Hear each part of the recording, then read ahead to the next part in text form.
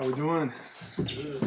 Doing great. How about them Ducks? Got a dub today. Dante, 21 rebounds? Pretty big, and I think women are up right now, so if that doesn't fire you up, I don't know what does. But obviously, great weekend for our guys. I certainly walked away feeling like we could play a lot better, but was really pleased with our team's response throughout the game. A lot of young guys stepping up and making a big impact. Was great for us to see, and a lot to build off of. So we had a great prep day today. Guys really went in there and attacked what they got to get better at, and obviously playing a special opponent, with a lot of talent on that side of the ball, a team that's got talent on in every phase. So we have to be ready to attack them and play them well, and they obviously do a great job of scoring points. So something we had to be prepared for. Start here on the right with Zach. Like you said, you left Saturday thinking there was a lot that you needed to clean up. I'm curious how that doctor's visit went yesterday and kind of how the mentality was for the players today. Great. These guys come to work, man. They're wired the right way. It's always about hearing the message, not the tone. And I thought our guys did a phenomenal job of identifying exactly what they want to do to get a little bit better. And it's right now, this part of the season, it's about finding something you can get a little bit better at and growing that 1%. Front left, James. I had a question on a couple of the calls. One, on the penalty on Jones, was there something that happened outside of camera angle just because they both went to the ground? We sent it in to see what the interpretation is as well, because we didn't necessarily see it the same way. Gotcha. And then on the back-to-back plays on Bucky, first where he gets lifted up and there's no call, and second where there's appears to be helmet-to-helmet, though he's not a defenseless player, but nevertheless there is helmet-to-helmet. Did you send those in as well? No, he's lowering his helmet. The defensive player is lowering theirs. I could see how that could be something that was sent in, but that would have been more ticky-tacky on our part, in my opinion. Obviously it gets lifted up. That happens sometimes in the passion of the game. To the left, Jared. Just what have you seen from USC's offense this year? And is there an opponent that you've played this year that kind of reminds you of them? I don't think we've seen an offense quite like this offense. It's really unique. Obviously, the closest would be, Washington in some ways with the explosive passes. A quarterback can make every single throw. They've got great weapons. They're strong in the offensive front with their O-line. They've got a really good running game. Marshawn's running the ball really, really well. Seems like they get into positive plays really easily, and the shot game is always there. I mean, he extends plays and holds onto the ball longer than anybody in college football, and he can make every throw. So that's dangerous if you're not able to get him down on the ground and not able to cover for a long time. So they present a lot of challenges. I mean, they use the tight end in the passing game. They run the ball well. They're a scheme team, and they do what they do really well. But they're going to bring new wrinkles into each game that you have to be prepared for, and they're one of the harder opponents to prepare for. In the middle, Max. Coach, good to see you again. The cinematic recaps have been a huge hit for Oregon this year, and for good reason. As the leader of the team, how do you kind of strike that balance between giving fans that behind-the-scenes look that they haven't really got before and keeping that secret sauce kind of close to the vest, so to speak? Yeah, I mean, I get to see them before they get released, and every once in a while we'll make some edits. But I think it's good for everyone to be able to see the work that our players put in and the preparation that goes into success. And I think it provides a great glimpse of all the work that does go into a 60-minute game. And there's so much more than just obviously those 60 minutes. So our video staff has done an unbelievable job, capturing some great content, and really. The other piece that's fun for me with those is it gets to highlight the great people in our program. Not me, the players, the coaches, the video staff, just everybody that touches our program makes such a great impact. I think it tells a great story, about our team and each week and how each week is unique and different. Right, middle. When there's so many elements that make their offense so dangerous, how do you focus on containing that? You try to take them all away. No, it's hard. You talk about trying to make a team play left-handed. This is a hard team to make play left-handed because they do so many things really, really well. I think you have to be sound when you play these guys. And their quarterback's kind of seen it all and has a lot of experience. So it's hard to pitch something to him that he hasn't really probably prepared for already. So it's about being sound, being smart, being patient. And when you get the opportunity to change up a look or provide and create pressure, you want to be able to do that. But it can't be a feast or famine mentality. You can't expect this guy not to have some success in this game. He's going to have some success. And it's really about how we respond to that success. And it's about the culmination of plays over time. Here in the middle. Hi, Coach. Nice to meet you for the first time.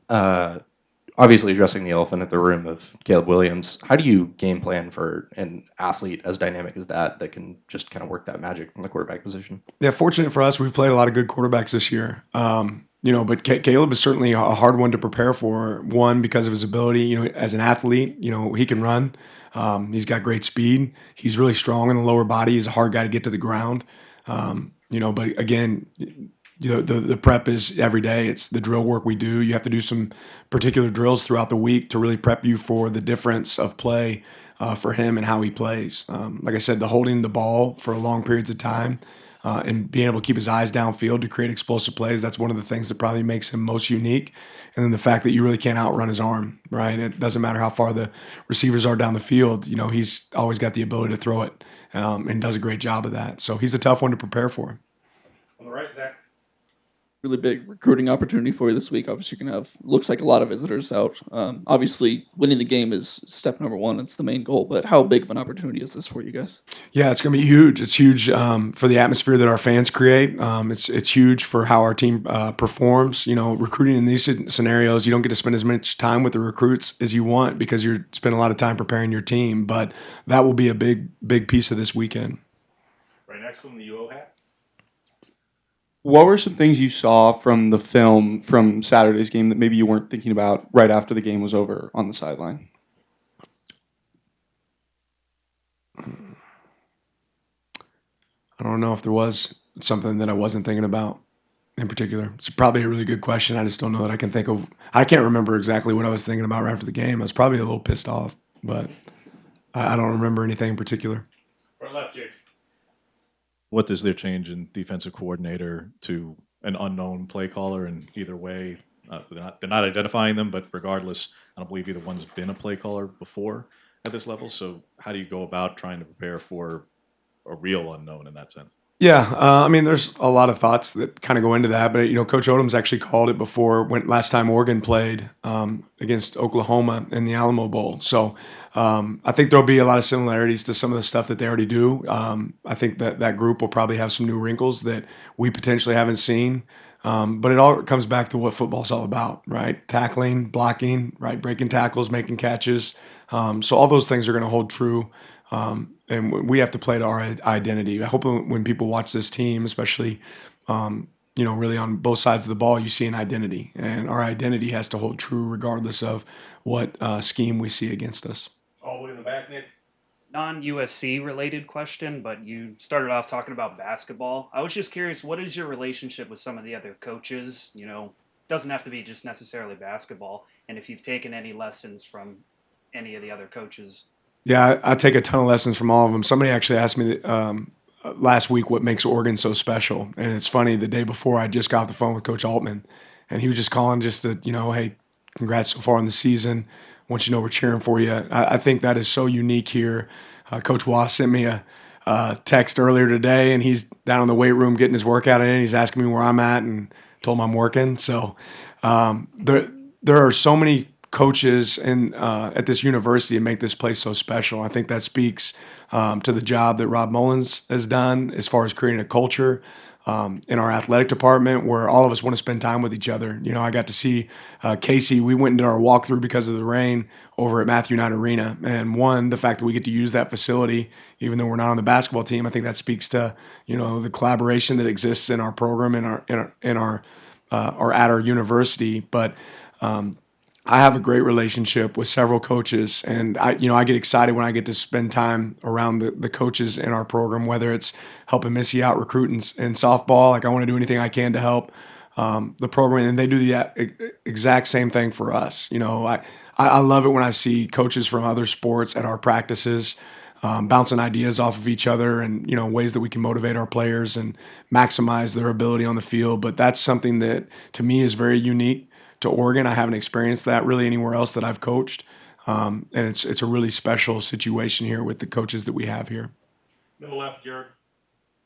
We've seen Justin Jacobs now for 3 games against different offenses. Just how do you think he's progressing through the season, and what are the next steps for him for the rest of the year? Yeah, I'm really proud of Justin in the way that he's approached everything this season, and he's certainly made a great impact for us. He's proven to be a solid tackler. He's tough to block. I think his size and his athleticism, make him a really special talent on the field, and I'm excited to see him continue to grow. Middle next. Coach, one of the things that's made your defense, the Oregon defense, so special this year has been the depth and kind of the leap that took from last year to this year. I realize it's a loaded question, but what goes into really building a truly deep defense in your eyes? Yeah, I mean, it starts with talent acquisition, right? You have to get guys that can play to the level, the standard that you expect, from your team. And, if you have 11 guys that can play the standard, you play 11 guys. Fortunate for us, we've been able to acquire great talent that can play to a higher standard. We've also been able to develop talent and had guys that are willing to develop. So we have a lot of guys that come in here and they work their tail off. And I always like watching a season and seeing the guys that really aren't involved early in the season to become more involved as the season grows, because it tells you that they're getting better as players. But strength in numbers, right? The more you can play at a high level, the better your team's going to be down the stretch, the healthier your team's going to be down the stretch, and, the better effort that you'll actually exude on the field. Back right, Trevor. You talked about just Caleb's ability to extend plays. How do you get your DBs ready for that challenge of just having to stay in coverage for so long? Yeah, you just go out there and run routes and tell them to cover for 10 seconds in practice. I mean, you extend plays in practice. You work the same things that'll happen. It's hard to replicate, because stuff's not necessarily done on time, and you have to kind of replicate, untimed downs in situations where the ball can be extended for a long time and create that in practice. Front right, Zach. Some other coaches in the conference have expressed some disdain for the 7:30 p.m. kicks. I'm curious what your opinion is on the matter. I mean, I don't pick it, so let's play. I mean, we've got to play a lot of early games. I'm expecting an elite atmosphere from our fans. They got to maybe start a little bit later in the day and not get too excited before the game starts. But, night games are fun. I always liked Friday Night Lights in high school, so I'm all for it. Front left, James. On their receiving core, what makes their group unique, and that is it merely the depth and of talent that they have compared to others, and who would you compare them to, either this season in this league or to past teams that you've played? Yeah, I think they're probably different than anyone we've played so far this league because of the amount of players that they play. At the position, they have a lot of quality players that can play. At a lot of different positions, and they utilize their personnel well. But there's a lot of receivers that get a lot of snaps. They have tremendous speed in the slot. I think it's also unique how they move their wideouts around. You'll see them line up in the backfield. They'll line up in the C area. The Branch is an elite. I mean, he's an elite returner, and that shows up. But they've got a lot of talent really across the board when it comes to wideout. Middle left here. Going off of that, just what are the difficulties of Deuce Robinson and covering him as a tight end or a big receiver, more or less? Yeah, big body, big catch radius. He's a guy that we spent time recruiting coming out of high school. He's a great kid, comes from a phenomenal family. Is obviously having a good year for them and developing and growing there. But, he looks good. He's a good player. He's definitely a red area target that you always have to be aware of with his size. They've found some unique ways to use him. Middle front, Max. Coach, you've gotten to coach in a couple rivalry games at Oregon, obviously Washington and Oregon State. USC is a pretty big rivalry, I feel like the fan base would think. What's your understanding of what the Oregon versus USC rivalry kind of means to this fan base and this team? Yeah, I think every game around here matters, right? And I think certainly this one, especially the amount of time we spend recruiting in California, I think, the battles that exist, just in every sport, between our universities, this is one that obviously means a lot to a lot of people. But I can promise you nobody wants to win this game more than myself and our players. They're working really hard for a great result on Saturday, and obviously it's a really good team that we have to go play. Front right, Zach. What's your relationship like with Lincoln Riley? Have you spent much time with him before? Have you spent much time around him, whether it's at camps or talk with him outside of football? Actually, when I was at Georgia, I was actually recruiting Caleb, and we were both at the field in Gonzaga in D.C., so I got to be around him a little bit there. I've never spent a ton of time with Lincoln. I've seen him obviously at Pac-12 meetings and things like that. He's a guy I have a ton of respect for. Obviously, he's been, had elite offenses for a really long time. My very first Glacier Clinic as a high school coach, he was the wide receivers coach at Texas Tech, and I was coaching wideouts at Park Hill South. And I went and listened to him. I'm certain he doesn't remember me. I've never really told anybody that story, but I took some good notes, so hopefully they pay off on Saturday. We'll see. Front left, James. they've been quite vulnerable in run defense, and I'm not going to ask you to point out every reason why, but they do have a player who you're quite familiar with in Bear Alexander in the middle of that, and with as good as Jackson has played, this is probably his toughest individual matchup in that way. What is it about Bear in particular that makes him that kind of challenge, and in spite of the fact that their defense has been vulnerable on the run? Yeah, Bear's a dominant player. He has elite get off. He has great strength. He's very disruptive. I think you want to know the impact of his play. It's, look at the first half of the Cal game where he didn't get to play, and then watch him come in the next few series when he does come in and the impact that he makes. He's a guy that you have to know where he's at all times, but I think our front loves that challenge of having the opportunity to go against a really quality player and quality opponent. Middle left, Jared. We saw Damon David get into the game towards the end against Cal. Just how has he progressed, and what's that, competition look like behind Evan and Steve, and trying to replace what Brian Addison was for the team? Yeah, he's he's a guy that's gotten better and better each week, and he's unfortunately for him, he's been plagued with some injuries since he's gotten here. So it's great to see him healthy out there. This guy has a wonderful attitude every single day. He comes to work, preps. Gives our team a great look when he has to give us a great look, and when he gets an opportunity to go in and play and compete for us, he's done a good job. So looking for him to continue to grow. Two more, Max, in the middle. Bucky Irving has been having a great year, and he's fun to watch. We all know about him, but Jordan James has maybe not so quietly been having a tremendous year. What do you think makes him so special? What do people need to know about him that we maybe don't get to see on Saturdays?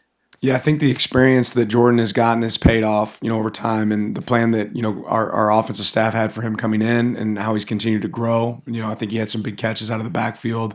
This last game, I know he had a critical third down catch that was really, special, and did exactly what you coach him to do when it comes to, checking out after a pressure, and Bo's getting hit right after he throws it. And Jordan makes a great catch and gets down the field and converts for a first down. But runs tough. He doesn't go down on first contact. He trusts his track, and his reads. He's in a great room. That room is a really connected room, and I think he's done a great job for us. Last question, James. You mentioned Zachariah Branch, kind of a two-parter in special teams. How critical is it to avoid kicking to him at all costs in both the punt game and kickoffs, and on kickoffs specifically? What is the thinking and strategy with Grant now that he's up to 3 games, and do you want him to take over kickoffs this week and save the red shirt potentially? Do you look for that for Oregon State? And how do you want to handle that with kickoffs with him going forward? Yeah, we'll continue to assess that within our program. I think that a common thought always with a guy like Zachariah is don't kick the ball to him at all. And there's some truth and benefit to that, but then there's also something to be said for your coverage units. It's not as easy as people think to say, okay, I'm going to kick it here. Or I'm going to kick it out of bounds, kick it to another side of the field, because sometimes you create more field space for a dynamic returner like Branch. So I think we just have to have a great plan. We have to have elite coverage. He's been really good. There's no secret about it. He's probably the best right now in the nation. And I don't know if there's anybody that's really a close second. So he's one that we have to be aware of and make sure we have great coverage plans for, and do a good job of kicking. And hopefully we avoid the opportunity to punt so we don't have to see him in action. Thanks, Coach. Appreciate your time. Appreciate it. Thanks, Coach. Appreciate it.